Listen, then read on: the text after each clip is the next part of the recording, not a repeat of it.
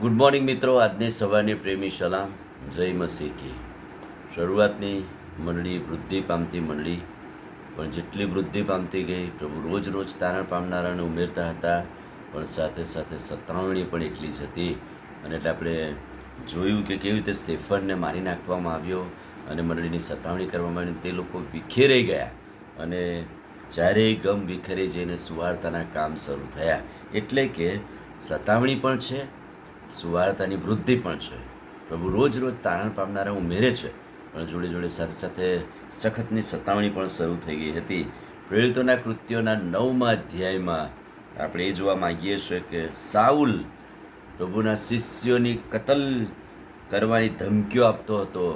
અને એ જાણે કે જ્યારથી સ્ટેફનનું મરણ થયું અને સ્ટીફનને એણે જોયો ત્યારથી વધારે જ ઉત્સાહમાં આવી ગયો અને જેમ કે વધારે લોકોને મારવા લાગ્યો અને ધમકી કરવા લાગ્યો અને સતાવણીઓ કરવા લાગ્યો અને લોકો વિખેરાઈ ગયા.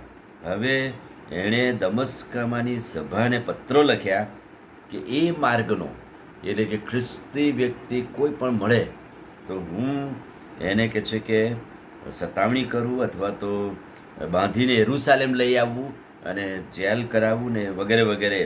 પણ એના જીવનનો આજે 9મા અધ્યાયની અંદર ટર્નિંગ પોઈન્ટ જોવા મળે છે અને એકાએક એ માર્ગ પર એ હેતુસર જઈ રહેલો જુસ્સામાં ગુસ્સામાં આવેશમાં હતો. ધાર્મિક જનૂન હતું કે આ માર્ગનો કોઈ માણસ મને મળવો ના જોઈએ.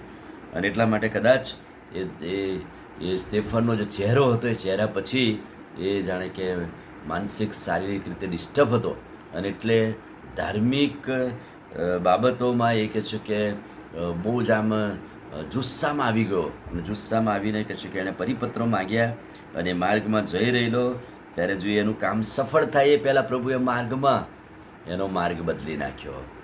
એ દમસ્કના માર્ગ પર 9મો અધ્યાય, પ્રેરિતોના કૃત્ય 9મો અધ્યાય 4થું વચન, તે ભોંય પર પડી ગયો અને તેની સાથે બોલતી એક વાણી સાંભળી કે સાઉલ સાઉલ તું મને કેમ સતાવે છે. એકાએક એવું બન્યું કે આકાશમાંથી પ્રકાશ ઝબૂક્યો, જાણે કે પ્રકાશ થયો. શરૂઆતમાં અજવાળું આપવામાં આવ્યું અને ત્યાર પછી અંધકાર છવાઈ ગયો.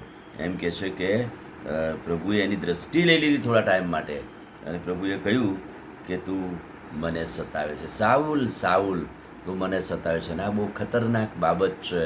પોતાની મંડળી, પોતાના લોકને સતાવનારને પ્રભુ બબે વાર ભારપૂર્વક કે ખચીત ખચીત, સાઉલ સાઉલ તું મને કેમ સતાવે છે. અને આ ખતરનાક બાબતનો સામનો જાણે કે સાઉલ કરી રહેલો અને પ્રભુ જોતા હતા કે આટલો ધાર્મિક જનૂનવાળો માણસ પણ જો એને પ્રભુની ઓળખ પ્રાપ્ત થાય તો કેટલું જબરજસ્ત કામ થાય, સુવાર્તાના કામ કેટલા બધા વૃદ્ધિ પામે. અને એટલા માટે પ્રભુએ જાણે કે સ્પેશિયલ સાઉલને દર્શન દમસ્કના રસ્તા પર આપ્યું અને દમસ્કના રસ્તા ઉપર એને પ્રભુની ઓળખ થઈ. અને ત્યારે તેણે કહ્યું કે પ્રભુ તું કોણ છે કે હું તને સતાવું. જો અહીંયા પ્રભુ શબ્દ લખી, પ્રભુ શબ્દ કહીને જાણે કે પ્રભુને તો ઓળખે જ છે, એ જાણે કે પ્રભુને જાણે છે, પણ અંગત ઓળખ નથી ને એટલા માટે સતાવણી તરફ છે. એટલે એણે કહ્યું કે પ્રભુ તું કોણ છે કે હું તને સતાવું છું. ત્યારે પ્રભુએ જવાબ આપ્યો, હું ઈસુ પ્રભુ છું જેને તું સતાવે છે. અને પ્રભુએ કહ્યું, ઉઠ, હવે તું જે હેતુસર જાય છે ત્યાં તારો માર્ગ બદલાઈ ગયો છે. હવે જે શહેરમાં તું પરિપત્રો માટે જતો હતો, પણ એ શહેર હવે તારા માટે બદલાઈ જશે.